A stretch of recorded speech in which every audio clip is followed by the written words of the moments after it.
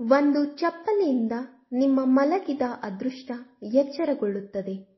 ಇಂತಹ ಸಂಕೇತಗಳು ಬರಲು ಪ್ರಾರಂಭಿಸುತ್ತವೆ.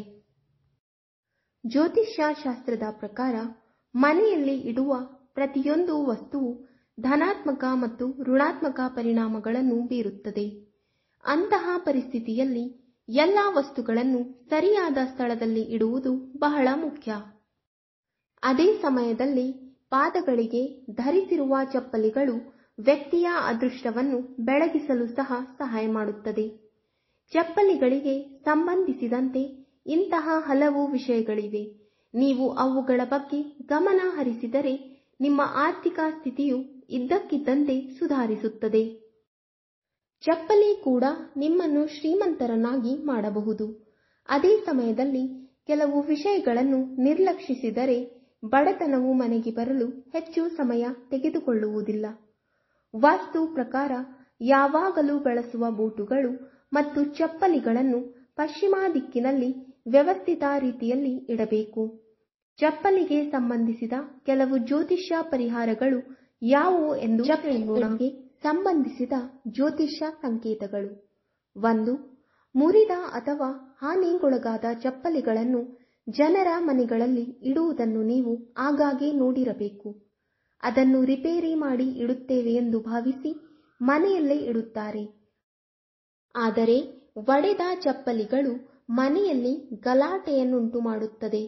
ಮುರಿದ ಚಪ್ಪಲಿಗಳನ್ನು ತಕ್ಷಣ ಮನೆಯಿಂದ ತೆಗೆದುಹಾಕಲು ಪ್ರಯತ್ನಿಸಿ. 2. ಅನೇಕ ಬಾರಿ ಚಪ್ಪಲಿಗಳನ್ನು ತೆಗೆಯುವಾಗ ಚಪ್ಪಲಿಗಳು ಚಪ್ಪಲಿಗಳ ಮೇಲೆ ಅಂಟಿಕೊಂಡಿರುತ್ತವೆ. ಅಂತಹ ಪರಿಸ್ಥಿತಿಯಲ್ಲಿ ಈ ರೀತಿ ಚಪ್ಪಲಿಯನ್ನು ನೋಡುವುದು ಅಶುಭ ಎಂದು ಹೇಳಲಾಗುತ್ತದೆ. ಒಬ್ಬ ವ್ಯಕ್ತಿಯ ಚಪ್ಪಲಿಯಲ್ಲಿ ಇನ್ನೊಂದು ಚಪ್ಪಲಿ ಅಂಟಿಕೊಂಡಿದ್ದರೆ ಅಥವಾ ಚಪ್ಪಲಿಗಳು ತಲೆಕೆಳಗಾಗಿ ತಿರುಗಿದ್ದರೆ ತಕ್ಷಣ ಅವುಗಳನ್ನು ತೆಗೆದುಹಾಕಿ. ಇದನ್ನು ಮಾಡದಿದ್ದರೆ ಚಪ್ಪಲಿ ಧರಿಸಿದವರ ಮೇಲೆ ರೋಗಗಳ ನೆರಳು ಬೀಳಲಾರಂಭಿಸುತ್ತದೆ. 3. ಮನೆಯಲ್ಲಿ ಚಪ್ಪಲಿಯನ್ನು ಎಂದಿಗೂ ಹೊಸ್ತಿಲಲ್ಲಿ ಇಡಬಾರದು. ಹೀಗೆ ಮಾಡುವುದರಿಂದ ಮನೆಯಲ್ಲಿ ಧನಾತ್ಮಕ ಶಕ್ತಿ ನೆಲೆಸುವುದಿಲ್ಲ ಎಂದು ಹೇಳಲಾಗುತ್ತದೆ. 4. ಮನೆಯ ಬಾಗಿಲಲ್ಲಿ ಚಪ್ಪಲಿ ಇಡುವುದರಿಂದ ಮನೆಗೆ ಯಾವುದೇ ಸೌಭಾಗ್ಯ ಸಿಗುವುದಿಲ್ಲ.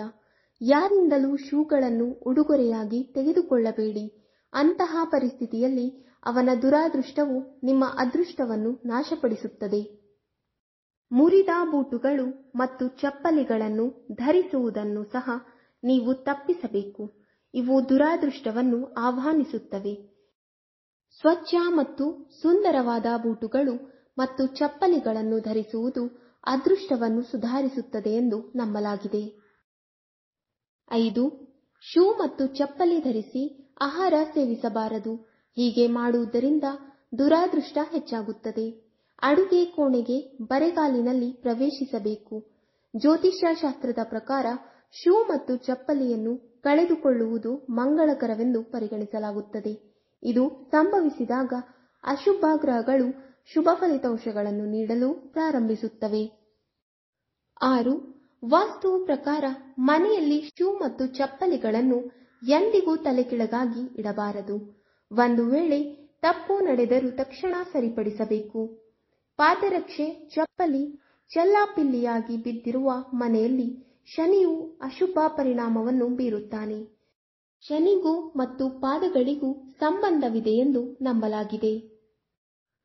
7. ಮನೆಯ ಹೊರಗೆ ಅಸ್ತವ್ಯಸ್ತವಾಗಿರುವ ರೀತಿಯಲ್ಲಿ ಶೂ ಮತ್ತು ಚಪ್ಪಲಿಗಳನ್ನು ಇಟ್ಟುಕೊಳ್ಳುವುದು ನಕಾರಾತ್ಮಕ ಶಕ್ತಿಯನ್ನು ತರುತ್ತದೆ. ಶೂಗಳು ಮತ್ತು ಚಪ್ಪಲಿಗಳನ್ನು ಯಾವಾಗಲೂ ಒಂದು ಮೂಲೆಯಲ್ಲಿ ವ್ಯವಸ್ಥಿತವಾಗಿ ಇಡಬೇಕು. 8. ಶನಿವಾರದಂದು ಬೂಟುಗಳು ಮತ್ತು ಚಪ್ಪಲಿಗಳನ್ನು ದಾನ ಮಾಡುವುದು ತುಂಬಾ ಮಂಗಳಕರವೆಂದು ಪರಿಗಣಿಸಲಾಗಿದೆ.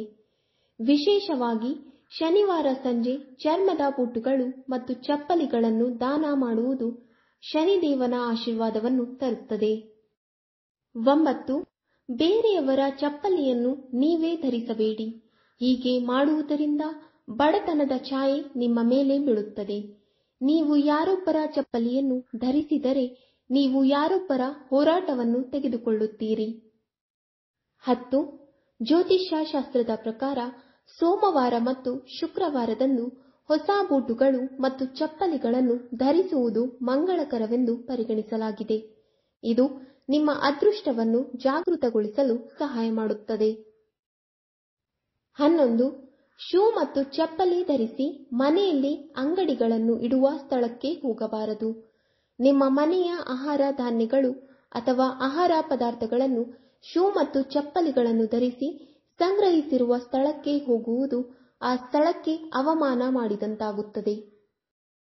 ವೀಕ್ಷಕರೇ, ಈ ವಿಡಿಯೋ ಇಷ್ಟವಾದಲ್ಲಿ ಲೈಕ್, ಶೇರ್ ಅಂಡ್ ಕಮೆಂಟ್ ಮಾಡಿ.